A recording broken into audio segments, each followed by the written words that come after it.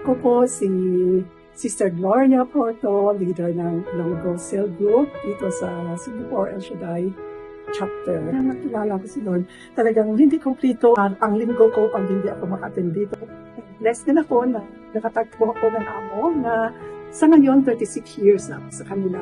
Kaya it's a great blessing na yun sa akin. Marami din ako mga na-encounter ng mga trials na hindi ako bumibitiw, kaya madali masolve ang mga problema. Kaya thank you, kaya wala siya dahil sa kanya talagang mag-anak ng buhay at na-enjoy ko yung life ko dito sa Singapore. At sa amin sa Ilonggo Cell Group ay kami nagtutulungan bawat isa yung mga problema. Nandiyan kami hands-on sa aming kasamahan na tumulong sa kung ano mga suliranan nila. Kaya basta ang love ay nandiyan, ang pagtutulungan ay madali lang masolve ang problema. Kaya pinipiyang siya dahil happy anniversary sa Ilonggo Cell Group. 28 years na Ilonggo, kaya more years to come.